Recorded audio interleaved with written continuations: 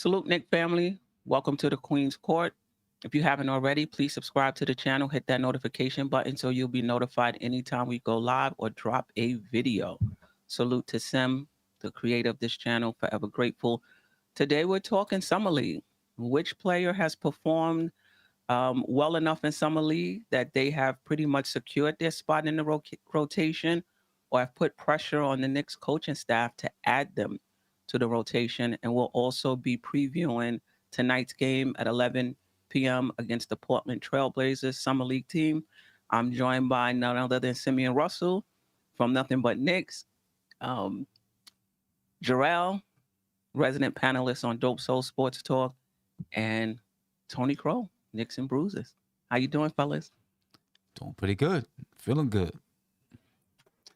Peace, Queen. All right, peace. Listen, we gonna get right into it. Which player, in your opinion, in Summer League is making their case to be added to or kept in the rotation come the regular season, and why? Sim, we're gonna start with you. Unless you need more time. No, I think I've been watching all of the games. I'm gonna tell you someone who I think is really making their case. Obviously, we know what Quentin Grimes is doing, but Daquan Jeffries, I think, is making his case to be a two-way player, and I don't know, make the roster right now, but maybe supplant Trevor Keels as that two-way player. You know what I mean? Now, I will argue, though, that, he's 24 years old and Keels is 18 years old. You know what I mean? So he's got like 6 years on Keels. If it were me, I would keep Keels just because, like, hey, we can work with this guy as a youngster and we got, years to work with him and help him grow, where Keels is 24. Where Daquan Jeffries is 24 years old and, he's probably not going to get a spot anyway. So, I continue to rock with the young kid and let him learn down there in the G League. But I think he is making a case to say that I should be the one on that two-way contract and not Trevor Keels. And then, of course, Jericho Sims, I think he's making a big case to say, I need to be, I know you guys gave this guy Hartenstein some money, but you better consider me. You know what I mean? So I really do think Jericho Sims is showing some stuff out there with, he's showing his ability to put the ball on the floor and go to the basket sometimes when he's out in, the mid-range area. He's showing the ability to advance the ball up the floor if guards are getting pressured. I'm impressed with what I've seen from Jericho Sims so far. Yeah, before I move on to Tony, let me ask you about Sims. Do you think he's separated himself from Mitch? I mean, one of the things that at least I've said was that he's somewhat similar to Mitch. Not exactly. I think he's a better, perimeter defender, but, it's both of them offensively limited. And so bringing in Hartenstein is good for us. It just gives us a different look. Do you think Sims has challenged that notion and has kind of separated himself from at least our previous version of Mitch? We don't know who we're going to see preseason, but do you think he's separated himself from Mitch to kind of say, hey, I'm not as offensively challenged as you guys thought I was? I do. I kind of do. At least, like you said, we don't know what kind of Mitch is coming back to the team. But from a development standpoint, and I know they're the same age right now, but from the time that he's been in the league till, last year till now, you're seeing his development. With Mitch, you're seeing it on the defensive side, I think. He used to be in foul trouble. Now he stays on the floor. He's learned how to, I think he's learned more control in blocking shots and how to keep the ball in bounds and not always going for blocks, but sometimes just changing the shot. So I think he's done some of those things defensively.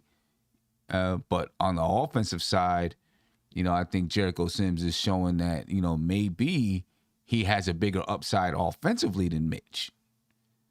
With some of the things that he's shown. So, if I'm Mitch, I'm watching really hard. Like, this I was guy about is to say, showing some things out shouldn't there. that be a problem though? That What might be a problem, man. It might be. In what way? It's not a problem. You don't think it's a problem? Well, let's see what he means when he says he's a problem. What does guess- that mean? I guess when you say like Sims is going to get more minutes, right? Like where the minutes coming from if we just sign Hardesty? Oh, I don't know if he's gonna get more minutes. That's the discussion, we're having. Do you think he's put with his play some pressure on the front office, or do you think that he's still gonna be situational despite what we're seeing in summer league? See, I think yeah, he has, and that he was going to be the answer to the question that you asked for me. Like I think Sims showed the most that, compared to his contract, he's going to outplay his contract just like Mitch did. Mm-hmm. If he gets the minutes, but since they got Hardesty now, he's not going to take Hardesty minutes because he does something different that none of our centers do, right? That's true. So he has to take Mitch's minutes. So how does that work now if Mitch just signed the contract?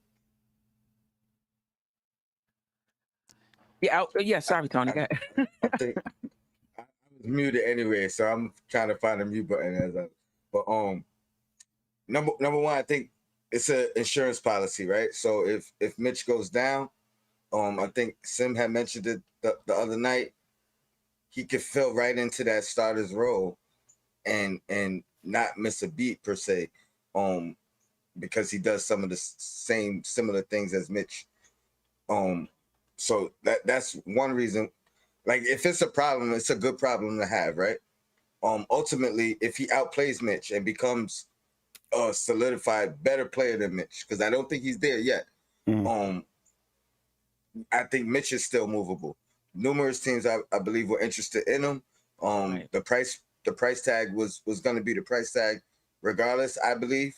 So I think he's movable if need be.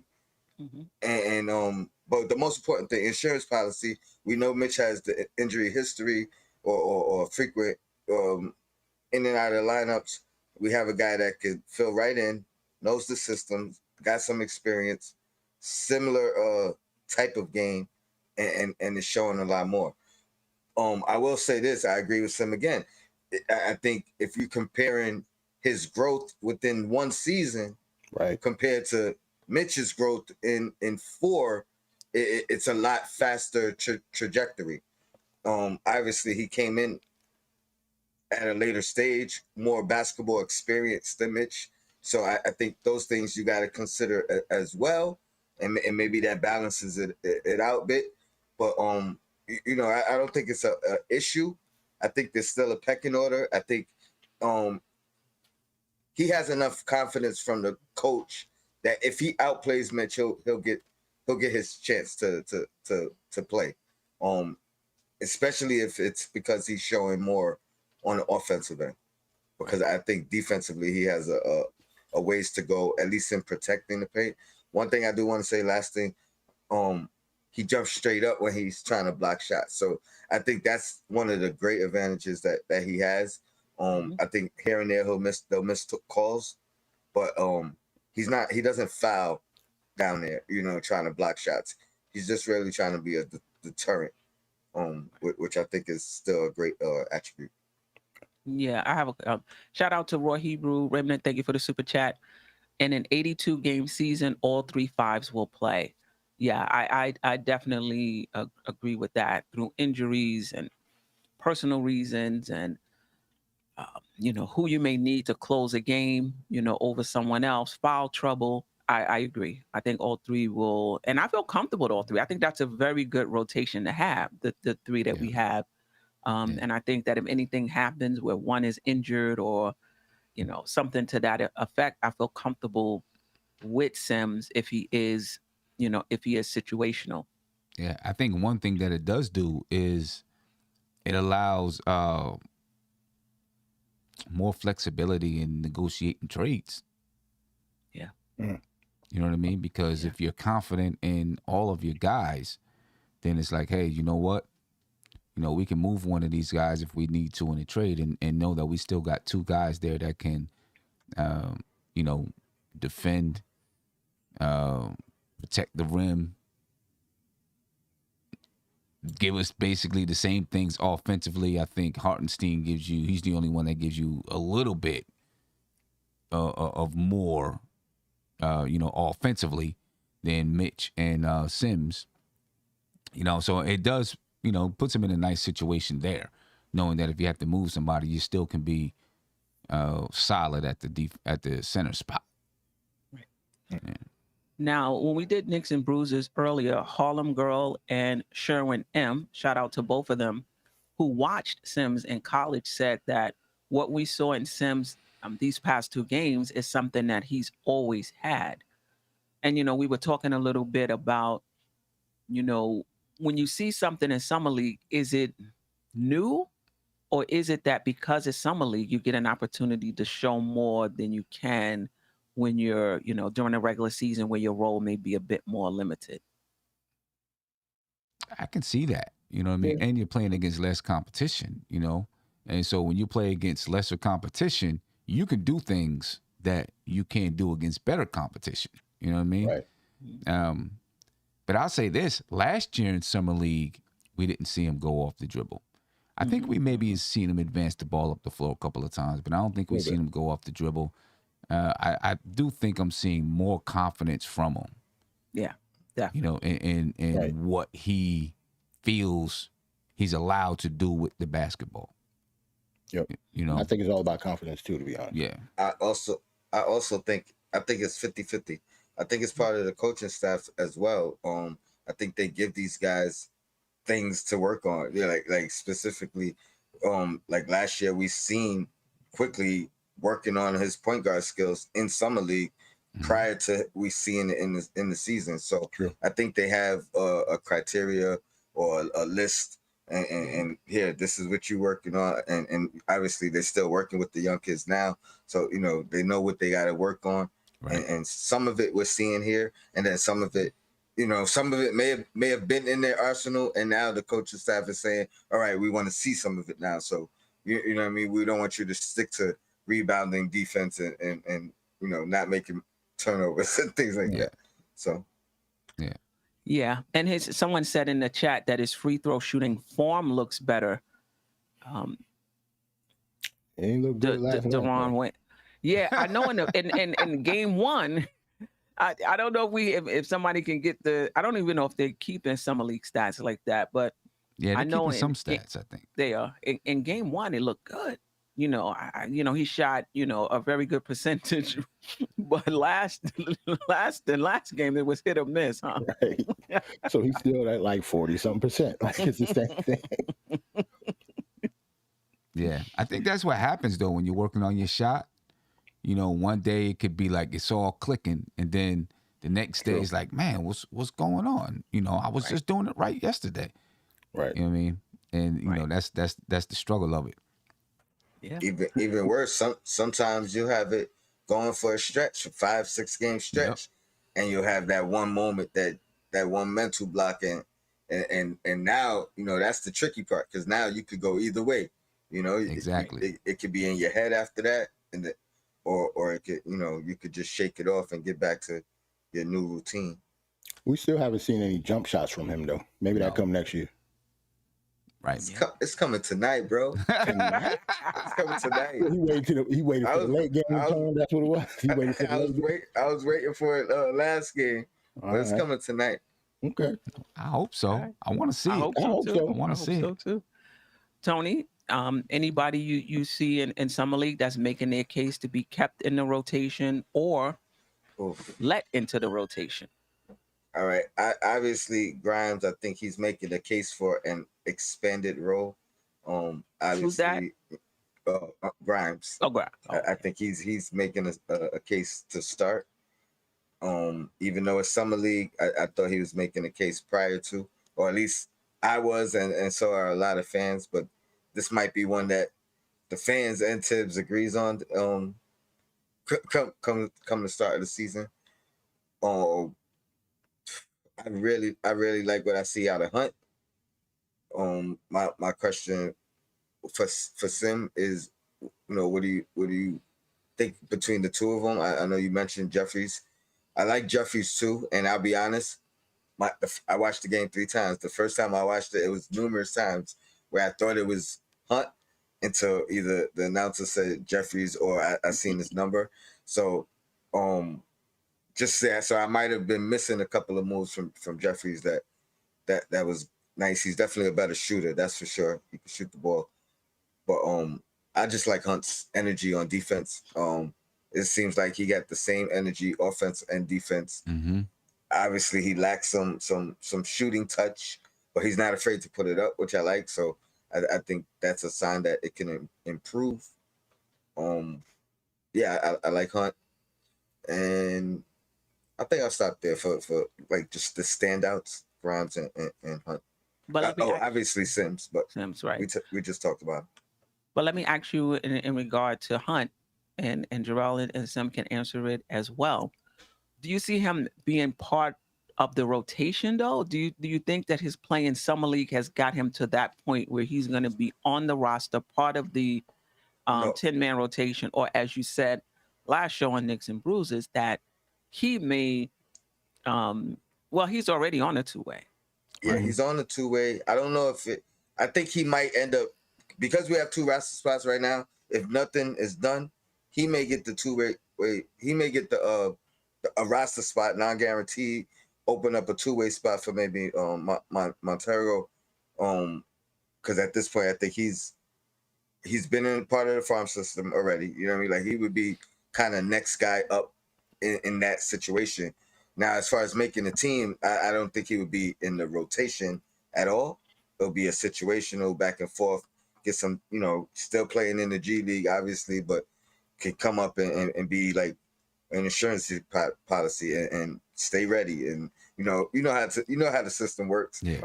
Right. You might not get called up, you might, but just be ready when you do. That's The question I have, I'm sorry. And I just want to say, I also feel like I don't want it to happen, but Cam being moved, he may be insurance policy in that type of guy that could, obviously got to work on the shot, but I think that energy, the defense, you know what I mean, and the energy on offense too, you know what I mean. He attacks the basket, long arms, long strides. I think he could find a niche if he gets a opportunity. Remember Bonner, who played on the Knicks Anthony at that Bonner. time? Oh my Anthony gosh. Bonner. That's a Anthony blast Bonner. off the bat. The black one. Yeah. But the question I Fake have Jordan. is a unguaranteed unguaranteed contract better than a two-way? It is. I think I don't so. know. As far as I think so. you mean as far as the team is concerned, or how much money they make? Or Yeah, as far as a player is concerned. Monetary wise, it has to be. yeah, I You think know what I mean? Like, because I think on because a two way they make like 500,000. 500. Yeah. So if they're getting a contract, if it's a 10-day, it's going to be like $100,000 for a 10-day. Which if he was on the roster, it would be like 1 point something million. So yeah, he definitely make more money if he got a roster spot. But non-guaranteed. I'm sorry. It might even be 900,000. I think for like a rookie or undrafted veteran minimum type situation. But what's the non-guaranteed part, though? So I guess the once they waive you, non-guaranteed, they don't gotta pay you no more. yeah, I guess the non-guaranteed, like there's a certain date that they have to waive you by, right? And I guess every contract is a little bit different. So maybe they give him a contract for this year. If they were to bring him up, he got a contract for this year, and then maybe 500,000 is guaranteed for next year. So if they waive him, he still gets $500,000. Right. You know what I mean? Or something like that. But this year's would be guaranteed. I think this year's would probably be guaranteed if they brought him up to the roster. I guess there's still a time when they could, because sometimes there's like certain dates. There's a certain date in January that sometimes if a team hasn't waived a player by this certain date, then it becomes guaranteed. It becomes guaranteed. So I guess it would be how it's structured. You know what I mean? Okay. So then that would be an option. Yes. I was just gonna say, what type of contract is Montero on then? Exhibit 10. Exhibit 10. Yeah. So that's basically like summer league and training camp invite. Right. I don't know how much they make from the Exhibit 10 contract, but So basically, he's definitely like the outside looking in. When yeah, it comes to Yes. his Yeah, side. he's still That's fighting correct. for a two-way, Right. Right. yeah, Right. yeah, and that means Hunt has to lose it. Right. yeah. See, that's the thing is with Keels Or and Keels. Jeffries too. Like, if we just drafted Keels and he just signed the two-way, how do the whole thing with Hunt and Jeffries between the three of them? I'm trying to figure that out too. I don't think they're gonna take Keels two-way. I don't think so. After They either. just can't. They sign it. almost can't, right? Yeah, after signing him. I don't think so. I mean, they put it on Twitter and everything. Right. Right. Yeah, You know what And I'm he's saying? 18 years old, and Jeffries is Yeah. what, like 24? Jeffries is like 24. Yeah, Yeah. So Yeah. to me, he's the one. He's outside looking in too. yeah. Mhm. He Yeah. is. He is. He Yeah. is. yeah. I think Montero's the closest one just because of the hype. You know what I mean? I think he's the next guy up after Hunt. I think Hunt is still in that mix because they've seen a lot from him, or that may be a reason why they let him go. Like we seen enough, and you know what I mean? You haven't Right. popped, but Position might have a lot to do with that too. Yeah. Position may have a lot Yep. to do with it Yep. as well. And- I mean, in terms of who I see making their cases staying in the rotation, to Tony's point, is Grimes. But I'm gonna push it a little further. I see Grimes being the future starting shooting guard for the New York Knicks. I mean, that's how much I really like his ability to shoot, his ability to defend.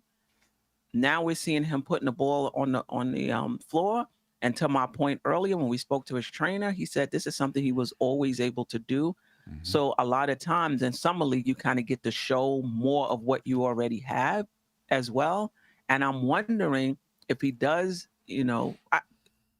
Rose is back, so I'm not. There's some issues in terms of what they're gonna do.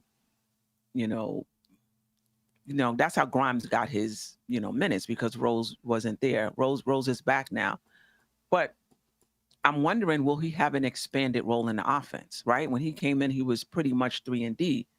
Mhm. If he remains in the rotation, will it expand? Will he be able to do a lot of what we're seeing in summer league? Put the ball on the floor, bring the ball up the court, do a little playmaking, or will his role go back to what it was? But I've been impressed with him from the beginning, and the Knicks have decisions to make. When we talk about will they get in the rotation, a lot of times we'll say there's no room in the rotation. He's going to have to beat out this guy. He's going to have to beat out the other guy. But another thing to think about is, sometimes you could put pressure on the front office or you play so well that they'll get rid of the guy or trade the guy in front of you. So it's not even that you need to go to training camp and beat out a Fournier or beat out a Rose. They may look and say, you know what?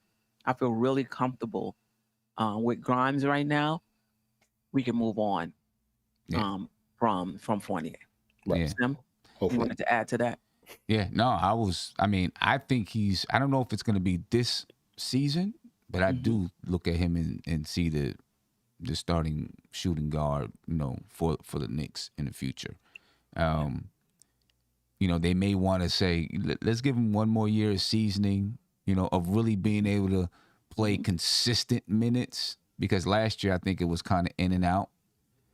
Right, at the beginning of the season, he wasn't really playing. Then he played some minutes, and then sometimes he wouldn't play, and then he got injured.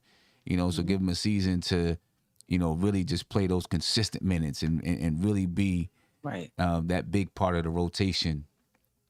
Because there are some things like I feel like when I the seasoning part is what I want to see, what I would like to see. Like when I watch him play, it's like he's, I don't want to say jittery, but like moving real. In that real first fast. game, he looked like it. Just Yeah. popping shots. I'm like, Right. calm down.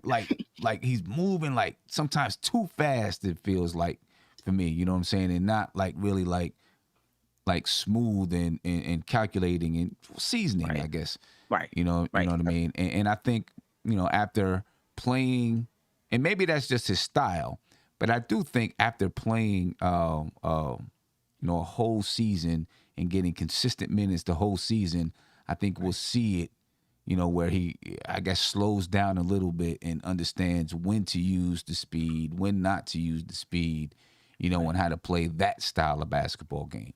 Right.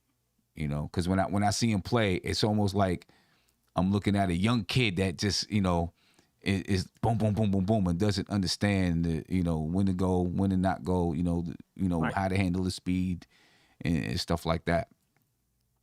So Yeah, and that's what. Sorry, some guy. no, I was just gonna say that's why I think another season of not being the starter would help him. Yeah, and before I get to Tony, that's what Shammy White said on Knicks and Bruises. Shout out to you, Shammy White, rocking with us on the Queen's Court as well. That he didn't think Grimes was ready yet. And when we were talking about Grimes and Fournier, his defense is ahead of Fournier. You could say he's or projects to be just as good a shooter as Fournier. But where Fournier is closing the gap is in the experience and the nuances of the game. Yeah. And that's why coming into training camp, a lot of times as fans, we'll just say, this guy's better. He can shoot better. He plays defense better. He should be starting. And the coach is looking at the experience and the nuances and how that fits, with the rest of the group. So even though he may have an edge defensively, if both of them go into training camp, I wouldn't be surprised if Fournier, beat him out. I wouldn't see that as Tibbs playing favorites. It could just be like you talked about, Sim, those nuances, when to go, when not to go, when to shoot, when not to shoot. Like those things takes time, to take seasoning. And I'm all for guys, marinating a little bit. What's the rush? Right. Especially if he's still gonna get 25 minutes a game or more. You know what I mean? Right. And you can always, if Fournier's not doing what he needs to do, you can always say, hey, let's get Grimes in there. We need him in there. Yeah, and you can always trade him at the trade deadline. Right. Right. as well, if you feel like, Shoot, we yeah, you can do it before the trade deadline. Right. I mean, at this point, you could trade Evan Fournier at any point. Yeah, that's true. Right? Because only the new contracts, you can't trade them until December or something like that. But Fournier's, you can trade him at any time. That's true. Right. Let's welcome in Stafford Don. He's been away. I know he had death in the family. Salute to you, Stafford. My condolences again. Good to see you or hear you. Welcome back. How you feeling? I'm blessed, Queen. It's always a pleasure to be on the Queen's Court. You already know. Give thanks for the invite. Salute to the Godfather, Sim. Appreciate you. I was up on your side, but I don't know where you at in Maryland. So, I was up on that side. Oh, wow. TC, big up yourself. Jarrell, you already know. Salute to the chat. Yeah, I've been listening. So, All right. Well, let's continue. Go ahead. I was going to ask you, were you able to catch any of the games? Yes, I watched 2 of the games live. Who do you think? Oh, I'm sorry. Go ahead. No, go ahead. Is there anybody that you think has made their case to be added to the rotation, or if they were already in the rotation, to stay in the rotation and perhaps have a bigger role? Well, I mean, the unanimous decision will be Sims and Grimes. Okay. Right? Those are the 2 that's leading the team right now. Also, you got to sprinkle a little McBride in there. Yeah. Right. So I think all 3 of them will be in the not in the rotation, but situational. But probably except for Grimes. I know he's definitely going to get some minutes. But as far as Sims and McBride, I see them as situational. But otherwise, the kid Fahrenheit, he's been looking good. It's just he need to come with a jump shot. Once he comes with that jump shot, I think he'll be okay. Another one is Jeffries, as TC talked about earlier. Mm-hmm. He's a more better shooter. He plays defense. Keels definitely need more seasoning. I think Yeah. He a lot of turnovers, unforced turnovers. Mm-hmm. I think he just need to calm down, settle the team, and run the offense. And he has a good 3-point shot, but I think his weakness is just settle down, run the team, and not make silly decisions. Otherwise, Montero, I mean, he has a good 3-point shot. He's small. Yeah. He's very feisty on the defensive end. I see him take the ball for some. I think it was in the first game or the second game. So his defense is there, but I don't think his he's probably NBA ready yet. I think probably he definitely needs more seasoning too. But otherwise, the other guy Potter, Oh yeah. the center, he's been okay. He's been okay. You know, I've been wanting to see more MJ Walker, but I think he came in probably like on yesterday's game, probably like in the third or fourth quarter, probably hit one shot, but I didn't see that energy that he had last year when he was on the team. Well, otherwise, Queen, I mean, those two guys are my standouts, Sims and Grimes, and I said sprinkle a little McBride, and that's about it. Yeah, I want to talk a little bit about McBride. I've been a little bit impressed. Not a little bit. I've been somewhat impressed with McBride. What I wanted to see was him running the team, and I definitely see him doing that. I see him with the pull-up three off the dribble. You know, I've been impressed with that. I think the three off the catch, he's always had. My concern is I don't see him getting separation. I don't see him being able to beat his man and get in the key, draw the defense, and kick it out to someone. Whenever he tries to make that move, they cut him off, and then he winds up just passing it to the wing. And I don't think you have to be super quick to get in there. Take Brunson as an example. His ball handling, his footwork, his craftiness, his shiftiness allows him to be able to get to the lane. And I would like to see more of that from McBride. Otherwise, it's more about it'll just be managing the game and initiating the offense as opposed to putting pressure on the defense. But the question I have is, do we, given Brunson's role now, you know, that he's going to play the majority of the minutes at the point guard. He's a good leader. Do we really need roles at this point? You know, given that we have Brunson and maybe there's only going to be 12 to 16 minutes left. Do you see McBride backing up a Brunson and us moving off of roles? Or do you feel like, I see Quickly as more combo 1 or 2, or do you agree that yes, we can move off of roles, but not necessarily for McBride, give those minutes to Quickly? Yeah, just your thoughts on that, because if Quickly is only backing up Brunson, that's only about 12 to 6. It's not going to be a lot of minutes. I see Brunson playing, what, 34, at least 34 minutes a game? Yeah. See, I think even if the Knicks move on from Rose, or say Rose is situational, I still don't know where McBride gets in, because you still got Quickly and Grimes, Right. Reddish, Obi, and Hartenstein. So I still don't see where McBride gets in there. That's what I was going to say. You know what I mean? Yeah.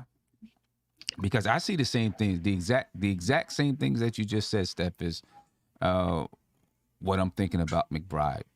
You know what I mean? I'm not seeing his ability to really get past people. If someone is pressuring on full court, you know, he can handle the ball. They're not going to take it from him, but he's not getting separation from the guy, and so he just becomes a manager. And sometimes that's okay. You know, if someone is hurt, your guys are down, and you need someone to just be able to come in, manage the game, play defense, and knock down a couple of threes, that's okay. But if he's looking at trying to really crack a rotation, he's probably going to have to do more. I don't know who it was. Somebody the other day, maybe it was Tony, was saying maybe Jalen Brunson would be able to help McBride out with using that footwork, using his body, using that craftiness, since they have similar body types. You know what I'm saying? But yeah, I don't see where he's able to crack the lineup. Right. Yeah. Say that second team again, Sim. Quickly, let's say Rose isn't even in. You know, let's say Right. Rose is situational. You talk about Right. Quickly, McBride. Not Grimes. I mean, Quickly, Grimes, Cam, Obi, and Hartenstein. Right. Right. And if Rose is in the rotation, I think Cam is out over Then maybe Grimes. Right. Cam, And is that's going to be a situational. small. We're going to be small, across. Right. Mm-hmm. You know. So Yeah. yeah. And I mean, look at Yeah. you know, I don't want to talk about, you know, if Rose is working out or how he's working out, but it looks like Rose is enjoying his summer. Yeah, he look like he chilling. You know what I mean? You know, I didn't see him Homeboy fishing. got a little belly. Listen, yeah, he been fishing with his kids. He's in Brazil right now with Joakim Noah at Joakim Noah's wedding and whatnot. Wedding, You know, showing off his Bob Marley tattoos. I don't even know if he's worried about it like that, to be honest with you. So say Rose is not on the team. Who's the vet then? See, that's what Right. that's why, because we lost Taj. Right. I think we need that. Yeah, I do too. I think we need that. So we don't have Taj. Who is our vet? All right. Yeah. I still think Rose stay for another season. I don't think we trade him off right now. I'll tell you who the vet is. Go ahead, TC. Melo. Would be nice. I wouldn't hate it. I'm not gonna lie, I wouldn't hate it. This is the only thing, and we've discussed this at length. I don't think Melo is coming in to just sit on the bench and be a leader that way. That's why, listen, I thought Taj would be okay with that. Apparently, I hear that the Knicks wanted to sign him for the minimum. He looked at the three centers the Knicks had and decided to go elsewhere because he still wants to play. Yeah. Right. Mm-hmm. Yeah. So if More power to Taj him. Gibson wants to play, He can't play here. What do you think? Melo ain't gonna want to play I think too? Melo's gonna want to play too. Yeah. And Melo's gonna have to beat somebody out. And I don't looking think at that's gonna. yeah, Now, looking- see, Tony, that's unfair though. We trying to develop the kids, and he all of a sudden, because it's Melo, Nah, we trying to win, my brother. window. No, listen. I get you, bro, but he gotta come in with me. He gotta come in situational. But that's why I don't know if he's coming, because I can't I don't think so I don't either. see Melo saying, yeah, I'm gonna sit behind Obi Toppin. I don't see that. Well, Oh, see. Queen brought up a conspiracy theory. I think it was off air, but I don't know if you want to share. But what you said, Well, you know, it's two parts of it. This part is the not first part I'm talking about, not the second part. Okay, so the first part is I'm wondering if, with as slim down as Randle is, I wonder will he be playing the three? I wonder, is that the way the Knicks are going to get Obi, Let me tell you something. get them on the court at the same Man, time? Let me Playing. tell you don't something. think so. Let me tell you something. I brought that up yesterday, and what you just heard from Stafford and Jarrell is the same thing I heard from the chat. People groaning like, "Oh, come on, man!" But I'm one who believes that Randle can defend the three. Oh, I know he can. I believe that he can defend the three. Yes. You know what I'm saying? I mean, if they switch him, but as far as putting him there in that position, nah. I still think he's gonna be a power forward. Okay, so Stafford, do you But think- just a more athletic, more faster, more. I think his shot gonna fall a little more. But see, so You know what I mean? Beat the more heavy set. Probably power forwards in the game right now. But see, my thinking is this: the positions, when you talk about positions, is more really on the defensive side. Can you defend the three? Can you defend the two? Can you defend the four? Et cetera, et cetera. On the offensive side, it don't really matter where you play them. you can play him wherever you want on the offensive side. Yeah, that's true. Right. You know what I'm saying? Take your It don't really advantage matter. when you get it. Yeah, He been you know, playing more like a 3 anyway. yeah, exactly. He been playing more like a 3. You know what I mean? So like, if you still want to put him in the post on the offensive side, you can put him in the post because Obi can stand in the corner and knock down some threes. You know what I'm saying? He shoots it well enough where they're gonna have to respect it. You know what I mean? Both of those guys can handle it a little bit out on the perimeter. So that's why to me, I'm like, I don't see where it's really that much of a problem. Well, this is the thing. He wouldn't be starting at the 3, right? He will be playing the 3, defending the 3 in spurts. Mhm. Because and I've seen him do it. I've seen him defend Jaylen Brown in spurts and do a pretty good job. The thing with Randle is, where is his?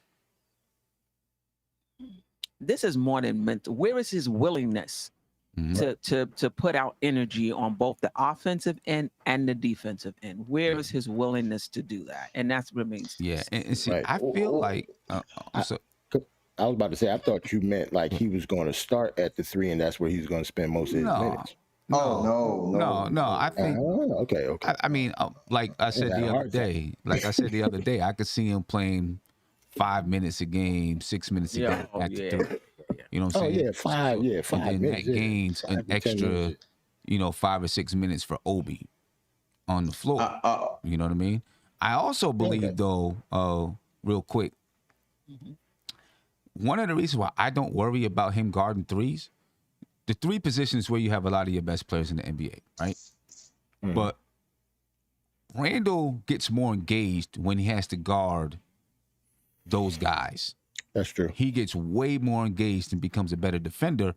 So that's why I don't worry about it. When you see him have to all of a sudden guard KD or Paul George or Kawhi Leonard, you see a different Randle on the defensive side of the floor. Yeah. I also feel it's a more endurance thing also too. Yeah. When you shed most of those pounds, you get more light on your feet. You move more quicker laterally. Right. So I also think that's a good thing that he did too. So when he's defending those threes, he can move more laterally. Be more comfortable. In recovery and all. The schemes that Tom wanted to do on the defensive end. Yeah, because he looks like he didn't do nothing but eat lettuce all summer. Breakfast, lunch, and dinner. When they was interviewing him, I didn't even know who it was. Yeah, it looked like I didn't even know who they were interviewing. Yeah, his face slimmed down too. His face slimmed down That's also when too. you know. That's when you know. Yeah. So now I'm wondering, can he play? Because sometimes when you lose weight like that, you do lose your strength to be able to bang down your power, I should say, to be able to bang down there with those power forwards. Right. Now he wouldn't even be able to knock a laptop out of somebody's hand. He's crazy. He might not even be strong enough no more. You know what's crazy? What's crazy it could be mostly too because sometimes you could have body fat and just cut the body fat and just have lean muscle. Right. Yeah. And right. still remain strong. Exactly. Yeah. So that's where he's at right now, in my opinion. Yeah. It's crazy. I seen Melo in person and, up close. And if you, if you look at him on TV, maybe not now because he's lost weight, but even then, when I seen him then, you look at him on TV and he looked way bigger than when you see him in person. In person, he was skinny. I was like, wait a minute. Right. Something don't look right. You know what I mean? So, maybe he still has that strength, but still, that body weight does mean something though, when it comes to trying to bang down there. Yeah. 2 points. If Randle ends up taking that assignment on the defensive end, that is one. I think that's a definitive way to win the fans back. If he just, says, you know what, I'm about to guard the best guy on the other team, night in, night out, engage. I think that's one definitive way for him to win the majority of the fans back. Back to Rose, I think you made a good point, Sim, about not with the jokes about the vacation and where he's at, but I think he very well could be situational. I put a lot of stock in the Knicks wanting him available at the end of the season more than at the beginning of the season. Right. And you know, it may be, you know, situational to start, you know, get in shape. Obviously, we gonna need you ready, but be a mentor. You know what I mean? I think he stays on his team for this year just because of even his relationship with a Brunson. You know what I mean? Like the way we are doing things with ties and relationships and things of that nature. I think I'll say this: we don't move him unless he wants to be moved. Like you know what I mean? He it's a preferred destination and he's okay with it. Right. We're not moving him for the best package out there. Unless of course it becomes a superstar situation, trade deadline, and they want Rose because the money, or we got to do it because of the money, then I think he understands the business part. But for the most part, I think we keep him because of the relationship, his relationship with Tibbs, his relationship with Brunson. Everything's been relationship with this whole front office, coaching staff, everything. So I think they kind of gotta keep ties. Like even with ties, you know what I mean? They wanted him back. Or just I think playing like we in the playoffs. We at the end of we need a run to make the playoffs. I think he jumps right back into that role, but I don't think they want to wear him out for a full 82 game season. So to start the season, situational. You know what I mean? I wouldn't be surprised if they say, you know, he got to work his way back into shape coming into the off season or something, like just because they know, hey, we're gonna put you situational when we need you. We know he's gonna show up. It's gonna be interesting how that shakes out. It's hard to see. I could see Rose being okay being situational, but then again, I thought Taj would be okay being situational too. You Now, know, homeboy say he wanted to play. He wanted a you bigger know, role. so I could see that, but at the same time, as solid as our center position is, just imagine if you have Brunson and they decided they're gonna back him up with Rose, and Rose is healthy. That's a solid. That Right. position is rock solid, and the Man. Knicks Right. haven't had that, and I can't tell you how long. Right. That's tough. That's real tough. And another Yeah. thing too, I see Grimes been playing the 3 also too. So if you have Rose quickly, Grimes at the 3.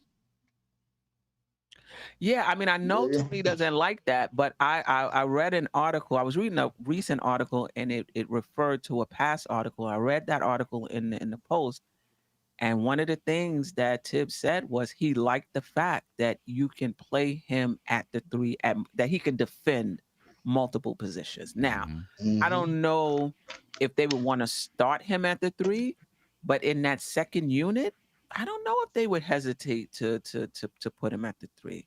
That'll be kind of short now. You think about IQ, Rose, and Grimes. Right. They played on the court last year like that sometimes, didn't they? I believe they I did. think they But that Yeah, Grimes think a played little the bit they 3 did. sometimes last year because him and RJ was on the court at the same time. They pretty much fluctuate back and forth. was interchangeable. Yeah, I'm gonna keep it real. The main reason I don't like it, one, the size, and I think Cam brings a better dynamic with that. But it's because I'm a super Cam fan. That's like I'm Right. Because I was biased. about to You a little say, biased. Right. But I know that. I get and it. I I admit get I it. want to see Cam You know, play. you I know, want to see Cam play.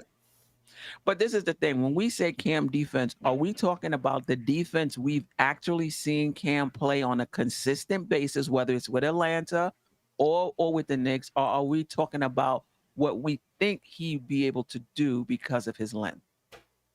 It's not about think though. I've seen him do it. He's not the same type of defender as Grimes. That like I admit that. I know the difference. Grimes is guarding up on the ball at all. You know what I mean? Like Right. similar to what we want from Deuce. You know what I mean? Right. Like he's on the ball at all times. Cam had he uses his length to be a good defender. He uses his But what does skills, that but he's not. mean? You use this. I'm saying he is capable. It's not projecting per se. He's just not the same type of defender. He's not the up on you in your face guy. He plays passing lanes. Like But he's that's the deceptive. point. It's a deceptive thing. But that's two different things to me, because you got to be able to guard your position. Now if you want to say he uses his length in a way that he doesn't have to be as close on the person to guard him because of his length, I understand that. But to me, Allen Iverson played the passing lanes. Allen Iverson averaged like two steals a game or whatever it was. He was not a good on-ball defender. But yeah. With Iverson, that was based off of his length more than based off his effort, I think. And I think it was his effort as or skill set, I should say. His effort as well. I mean, that's what I'm saying. I don't. If you're telling me he's a good on-ball defender, he just doesn't play up as close as Cam. I mean, excuse me, as Grimes. I get that, but just because somebody plays the passing lanes well, I don't know. In my opinion, if that makes you I don't know. I've watched enough extra to say he is a good defender. I think he has potential. You don't have to be on ball like to be a good defender. Like that's what I'm saying. There's different types of defensive. He's good at recoveries as well. Like because he's not a good on ball. Like that's not his. I don't even want to say he's not good on ball, but that's not the staple of his defense. You know what I mean? He uses his length as an advantage. So it's about. You might not think he's close enough, but he knows his length. He knows his range to kind of be deceptive in that way. You may think you got past him, but he uses his length to still recover and get a block blindsided.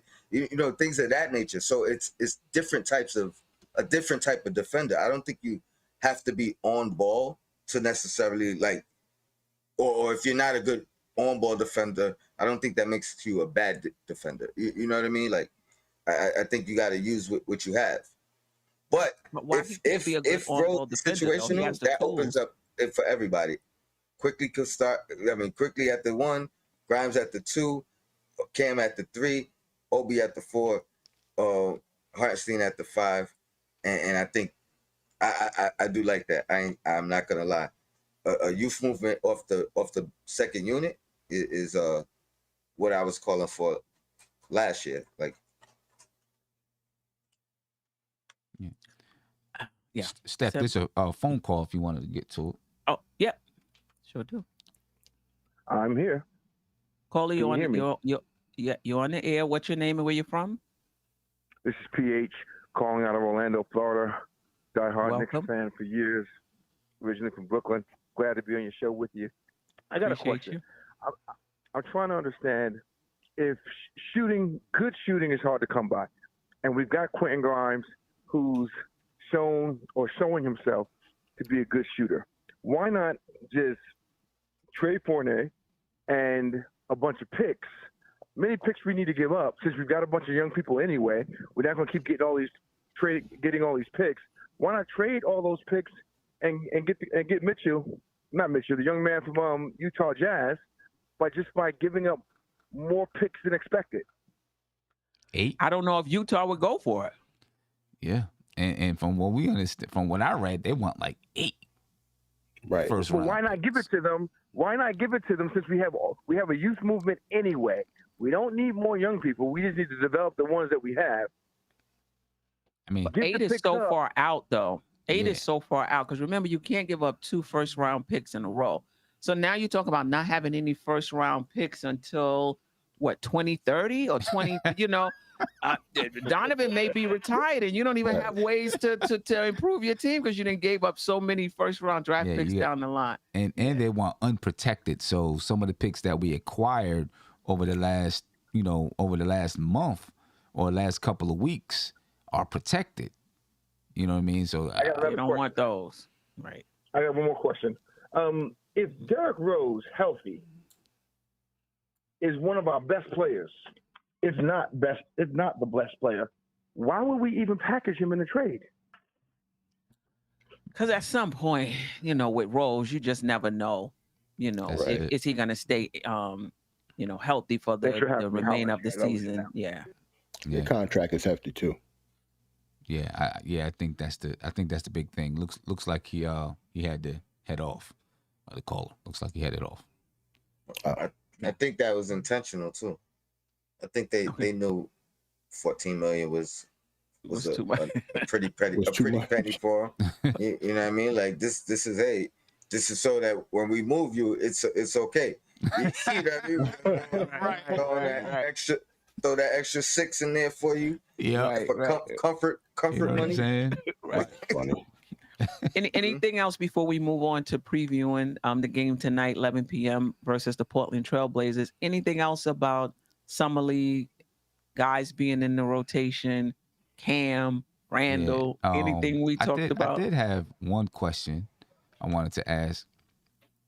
Let's say, for example, and I don't want the chat to bug out on me, but let's just say, for example, that they did go and they did Brunson, RJ, Randle, Obi, and Mitch, right? Would now you're looking at Fournier and Cam Reddish battling for a spot in that second unit, right? How would you? Would you be comfortable then? Well, maybe I don't know if you would be. I guess it would still be Fournier and Rose actually. Maybe not Cam because Cam can play the 4, right? At that point, and then Fournier would be a 3. Then you got Grimes and you got IQ. Like, how would you feel about this? So where does Obi play? Obi starting at 4. You moving Randle 3. Oh, okay. RJ to 2. So Rose and IQ would be battling it out, or both of them would be playing I don't know. Second. I guess that's where who would be the odd man out then, because you would have probably 6 players that you would say could play, right? IQ, right. Rose, Cam Reddish, Evan Fournier, Hartenstein, and Grimes. And Grimes. Right? Yeah, it's bad. You know what I mean? So, I'm assuming you would have IQ and Grimes. I'm assuming you would have those 2 guys. Cam at the 4, because no one else would be able to play the 4. Hartenstein at the 5. So I'm thinking it would be between Rose and Fournier. Right. Yeah, that's a tough one. Yeah. Well, first off, what do you guys think of that lineup, that starting lineup? I'm okay with it, and one of the reasons why I'm okay with it is Obi wouldn't have to do a lot. He can continue doing what he's doing right now and expand his game on his own terms, because you still got Randle in that lineup. You got RJ in that lineup. You got Brunson, in that lineup to carry them offensively. And so similar to Collins on Atlanta, he can just grow into that role and keep adding to his game year after year, which is very different than replacing, a Randle. So I would definitely be okay with that. He could stretch it out a little bit, at that 4. Randle's 3-point shooting would have to come up to play the 3, to play that 3 position, just to, to create space down there. Yeah, I would be okay. I would be okay with that if Randle is also committed on the defensive end. I would be okay with that lineup. Yeah, and then they can always switch off whomever's the better defender of the 3 and 4 position. Randle go back to the 4. If that's a tougher matchup, and vice versa. Right. With him and Obi defensively, I don't think it's bad. I do believe. Oh, let me ask you this, Sim, real quick, because I couldn't confirm it. You heard the rumblings or whatever of the Knicks aren't sure of the backcourt of Brunson and Fournier? Was that? I've read it in a few places. I'm trying to remember who I read it from, but I did read it in a few places that they wasn't confirmed, like it's Knicks saying that and not fans. I don't know if it's Knicks or if it's someone like a reporter giving their opinion. I don't know. Well, what's the reason behind it? Because of defense? Yeah. Right. Because Brunson and Luka work. I'm about to say they act like Right, Luka played exactly. defense. Brunson and Luka work. Luka didn't play no defense.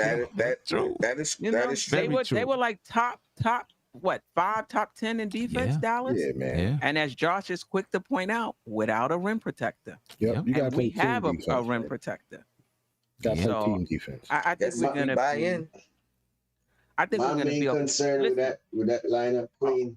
Mm-hmm. I'm sorry to cut you. No, But go ahead. my main problem with that lineup is just what you said. If Randle could hit that three, Obi is not consistent.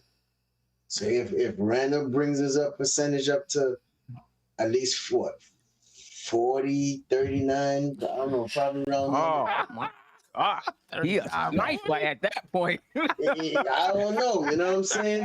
40, maybe 35. I'm Maybe telling 35 is respectable. 35. I mean, all right, if 35. Obi finishes the way he ended the season, I mean, if he starts off the way he ended the season, then we could settle with somebody being inconsistent, but one of them got to do it. Right. And the thing exactly. that, like, I feel like either one of those guys can deliver the ball into the post. Right. You know, so if Obi has the ball on the perimeter, he could get it to Randle in the post. Right. Or if Randle has the ball on the perimeter, he can get it to Obi in the post. Right. You know, I feel like they could do that. Right. But that has to be like 5 minutes a game, Sam. It can't be. Talking about starting. That's what I was like.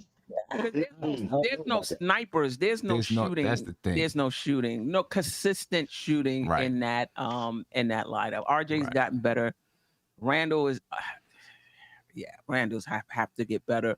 Obi started off terrible and was able to bring it up near the end. There's no consistent where you could just say, I know this guy is going to be able to knock down an open three. Right. And that's why Fournier is so valuable to this team, and even in that starting unit. Right. I mean, not that Grimes can't knock it down, but the NBA track record with Fournier is there. Right. Yeah. I would definitely say that he's the better shooter at this point. Yeah. You still have to say that. All right. So let's move on to the Summer League. Again, the Knicks play tonight at 11. We're playing against Portland Trailblazers. Let me just throw their roster up really quick, and I have the Knicks roster as well. Is there anybody on Portland that, I don't know, concern might be kind of strong, but anybody on Portland that you think may, I don't know, challenge the Knicks, challenge the Knicks a little bit? Anything about this game that you want to point out? I like the Garza versus Sims. Yeah, that's the matchup for me. I like Luka Garza. He I think he got drafted by Detroit, and I think he came over in the trade. So I like him. So we'll see. Everybody else though, nah. I mean, I definitely want to see Sharp if he's playing. I don't think he's hurt. He's done for the Summer League. I think. Shannon Sharp got injured. Yeah, he got hurt first game. Yep. I did hear that. I didn't know if it was I think he's out, to the season start. Like he's out. Not even 5 seconds. First shot. Yeah, as soon as he started. Yeah. He would have been the main attraction, but yeah, nobody. I will say this. Knicks are 2-0. I'm sure the other teams know the Knicks are 2-0. Mm-hmm. They don't want to be the third team or the fourth team. So I think they're gonna come in probably a little more prepared than they would have. I don't know what their record is or how they've been playing, but I think they're gonna at least they know how we started last game. You know what I mean? They're gonna be up for the challenge. I'll say mentally. I don't know how good they are as a team, but they're gonna be ready to try to give their best effort, which I think is a good test for us coming into Game 3. Right. And I do love the fact that they got rings for Summer League. Like, that is so awesome. Yeah, they was giving Knicks the business. I don't know which channel it was to say, "Oh, the Knicks may finally win a championship." Yeah, so that's kind of the reason I almost don't like it, just in case we win it. Oh boy. Like Oh, if we win that ring, we gonna get clowned, Tom. You already know. I don't care. I don't care. You know what? Too. If I'm a player too, I'm wearing it right on my neck in the locker room. You know what I mean? Like, because I'm gonna have the same I'm jokes. not wearing that at all. I'm gonna have the same jokes. You know what I mean? With my teammates, like, yo, let's go get another one. Like, you know what I mean? Like, I'm that serious. Okay, all right.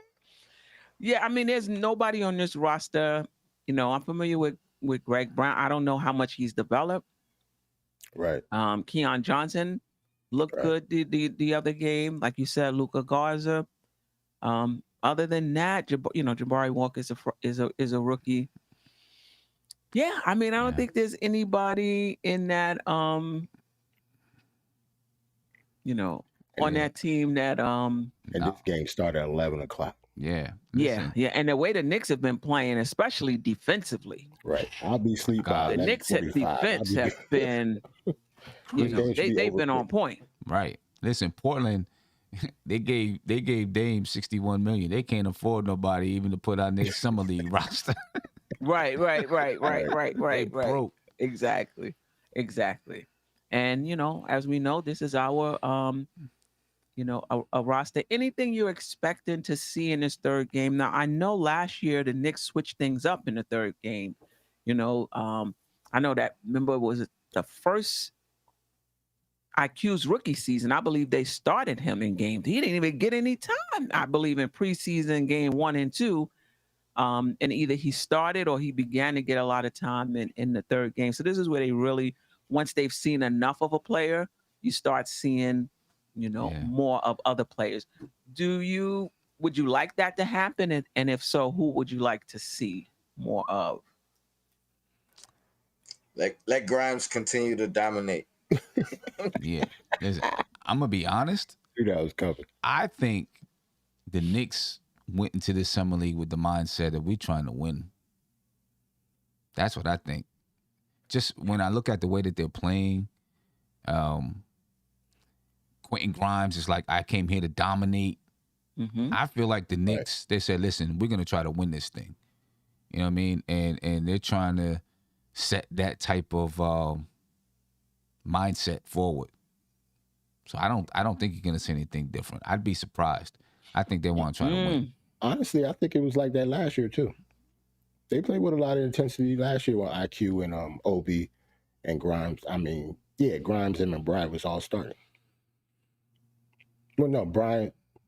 Yeah, Bryant came off the bench for quickly, but yeah, with those. But Jarrell, I don't think we were seasoned enough. No, but I'm just talking about. You see, we kind of seasoned now, right? And I'm with Sim too. I think we could win it all. Yeah, and if we win tonight, we going against Orlando. I know they 2-0, so that's gonna be a good. That's gonna be a good test too. Yeah. They're playing now. I like to see Montero separate himself a little bit more. I would like to see him more. Right. Yeah. I would like to see. Him more, and he's probably the only one. I would like to see more.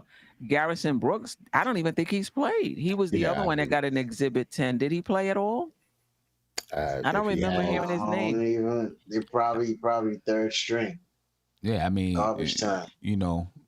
Vince Edwards, Quentin Rose, like none of these guys is really. And to be honest with you, with the way that I see them even doing their substitution patterns, it's like Tibbs is coaching. Yeah. You know what I mean? He's like, I got Miles McBride, I got Quentin Grimes. These guys are playing the minutes. I don't care about these other guys. Right. But that's that's why you have a guy, Dice out there who's basically been with Tibbs everywhere. He knows how Tibbs wants to coach and basically. Yeah. Right. That's true. Yeah, I have a question about that. Please remind me because let me just do it real quick because I will forget. Paris Doug, appreciate you for the super chat. Shaden Sharp is a prankster. He don't want to play. A prankster? I don't know about that. I don't know about somebody who didn't get a chance to play in college trying to skip out on the summer league game. I don't know about that. Yeah. But Sim, you made a good point about the coach basically doing things the way Tibbs would. Is this another instance of them trying to ingrain their culture into summer league? Is this also more about now Tibbs has his guys in pretty much across the board, other than Johnny Bryant? Because was this what's his name? The assistant the head coach of the summer league, was he with Tibbs all along? I don't think so. Was he? I think so. I think he was there last year at least. He was definitely there last year. He was definitely there last year. Yeah. I don't think Tibbs had any of his assistant coaches to start.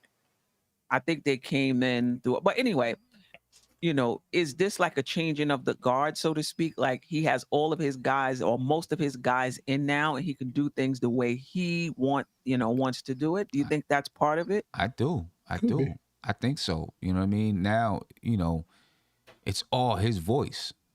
Right.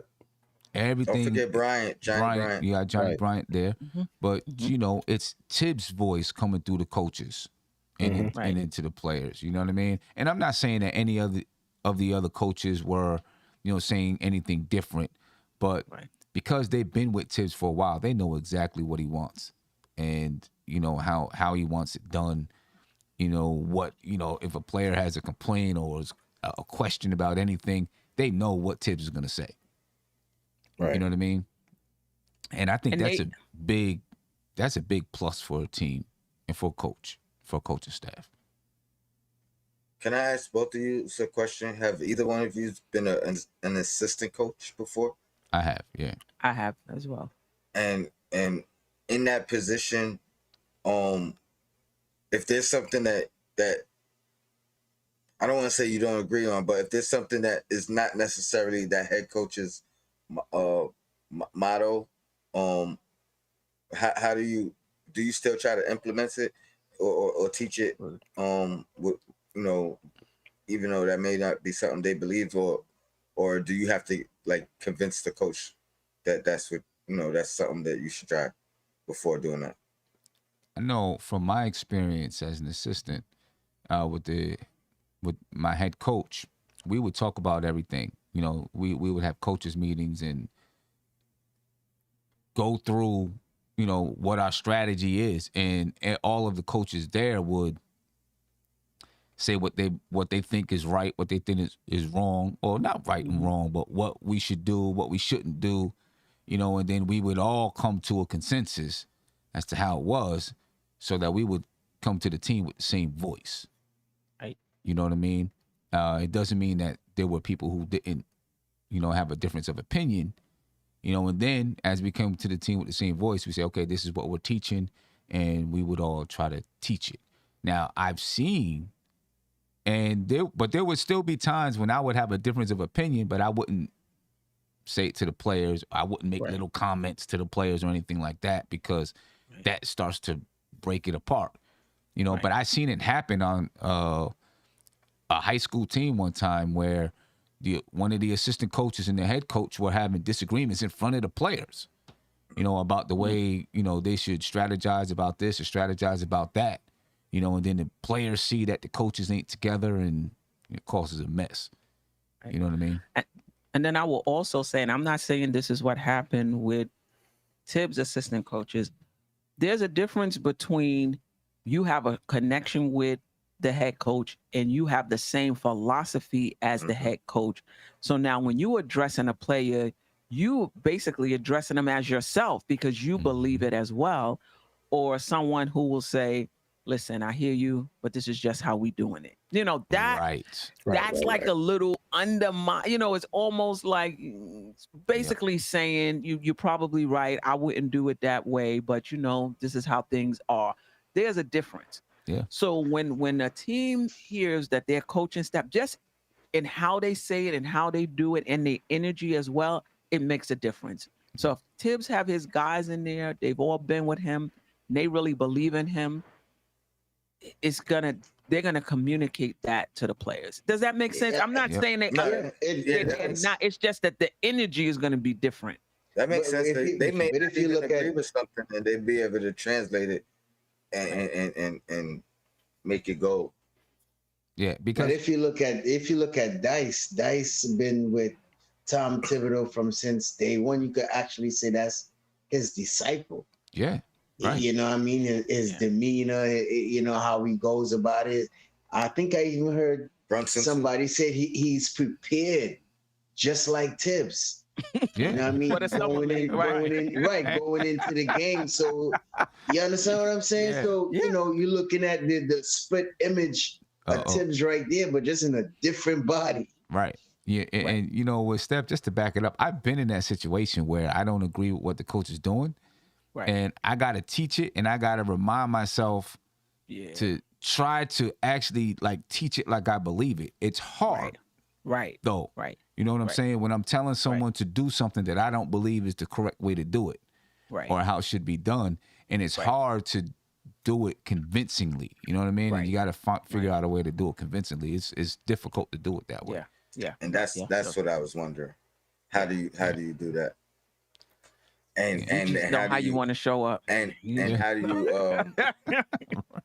do you keep your value, or how do you feel lack of value because you know what I mean? The thing is what made it hard for me is I would be trying to teach what the head coach wanted, but the players would be asking the same questions I was asking the head coach. You know what I'm saying? And I'm like, and so I'm trying to give the right answer and then try to figure out a way to explain it, to help them out. Because like I could understand what the coach is saying, but I might not fully believe it. It's hard. It's difficult to do it that way. Yeah. Yeah. Paris Doug, appreciate you for the super chat. All right. Anything else about today's game? Tonight's game? No, it's late. Just want to see. It's late. Are you gonna domination? Domination. That's what I want to see. And Richard Jefferson is refereeing the second quarter. Right. That's right. I've seen that. Why does it have to be this game? That's what I'm saying. It could have been any summer league. He chose this game. I chose. There's no way he didn't choose this game. Yeah, I'll stay up. I'll do that one. Right. Like, I'm gonna stay up. I'm gonna try.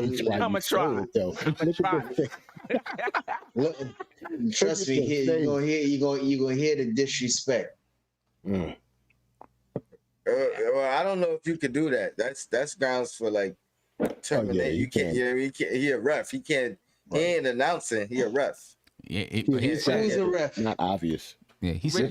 Hold on, wait. He's gonna be a ref. Yeah, he's referee. Officiate the second quarter of the Knicks game against Portland tonight's game. Yeah, we better come on. We better come on to a big lead in the first quarter. Oh no.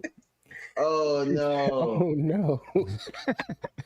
And the thing about it, as an official, no matter how you feel about a player, how you feel about a team, you got to hold that in check and officiate the game. So let's see. I thought he was just commentating on the game. Right. Oh, do you think he's truly interested, or he just wants to have something to put under his belt? You know what I mean? Like, so I referee for. I think he's still young and bored. Yeah, and he said something about it being like, so that when he's commentating or doing his analysis, he's had that experience as a referee. Really? Is he at least gonna be like the fifth ref or something? Like, they still got the regular. Right. No. Like they playing football. Well, listen. They'll if that's the case, they'll have an opportunity to deal with adversity. That's what happens in a regular season game. That's true. Right, that's true. That refs don't like me. Refs hate on us all the time. We should be used to it. Yeah. Right. You said it's more preparation for if they become a Knicks. Hey, now you went through that in summer. They become a Knicks, right? Right. Welcome. Welcome. Exactly. For sure. I mean, I agree with you guys. Just getting back to summer league, what I'd like to see, I want to see more Grimes, more McBride, more Sims. I want to see a little bit more Montero but I want to see us win. I want to see us go to the playoffs. And I think that's good experience for a young player, young team to be in that type of environment. Yeah, that would be good coming into training camp. Mm-hmm. Right. You know, with that type of experience. And I think we have 3 more games, right? We have 2, and then there's 1 to be announced, and then the playoffs start. Something like that. I think we play Orlando on Thursday. Right. After this game. Right. Right. I don't know the rest of the schedule after that. I think they said every team gets 5 games. Maybe that 5th game is the playoff. Game. The teams with the best 2 records after 4 play each other for the championship. And then are the other games consolation games or something? Oh, there go Richard Jefferson.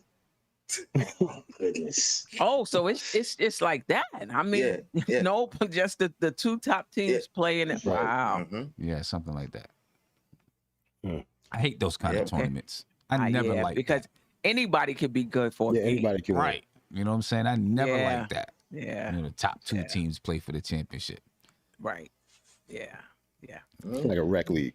Yeah, exactly. Right. It's you know, they don't want to give them a whole imaginary playoff experience because you know these guys majority they coming from college. It's one win you advance, you know what I mean? 1 loss you out. I mean, I can deal with that. You know what I'm saying? If they just set up some brackets, you know what I mean? But from the beginning though? Right. No, not from the beginning, but you know, they got all 30 teams playing, take the top 8 teams, set up some brackets. That's what I'm saying. They don't want to get them accustomed to a playoff that they may never see in their life. They giving them rings. No, but they don't have to do best of 3. It'd be just like college, just one game. One game. Yeah, one game elimination. You know, they giving them rings. They got a whole summer league trophy. You get that ring for 5 games? Hey, if you go 5-0, you're gonna feel like you earned it. we was undefeated that year. We was 5-0. Right. Get them Al Bundy tails. Word. Oh man. Wow. Anyway, any last words? Nah, man, I just wish we started earlier. That's all. Other than that, a whole hour and a half. Right? Yeah, 11 o'clock. All right. And then I'm gonna do a post game show afterwards. It's gonna be like 1:30 in the morning. Wow. God bless you. I'm gonna do it. It's gonna be quick. I'm gonna do like a half hour. I'll see you tomorrow. I'll try to make this in. I'll hit that like button tomorrow. Yeah. I may not even make it through the game, let alone. Yeah, that's what I'm saying. You trying to get a post game? Nah, Sim need to call freezing. Post tomorrow. He's gonna be up. No, it's gonna be some people on here because you know Knicks fan. Let me tell you something. When I first started streaming, it was 3 o'clock in the morning. I said nobody's gonna be on. Let me check. Let me practice my sound and stuff like that. It's I get on. It was like, oh, you on? It's 3:30 in the morning. Like 100 people got on. I was like, what's going on? And so they was helping me test my sound out. Yeah, that's so somebody's always up. Yeah, so if you're listening right now, I appreciate you for helping me out. Wow. That's what's up. Yeah, well, I appreciate you. Anybody got? Sim has a show coming up tomorrow. I know tomorrow I'll be going on Dope Soul Sports Talk at 9 a.m. Excuse me, 9 p.m. 9 p.m. Tuesday, 9 p.m. and then of course the crossover. You know, me and Tony Crow Wednesday we'll be doing that. And I think that's it, right? As far as shows coming up. Tim, you got anything else this week that you know of? Not that I know of, besides some, some more game previews and stuff like that. Okay. All right. And with that, ladies and gentlemen, we will see you next week. Peace. All right. Peace.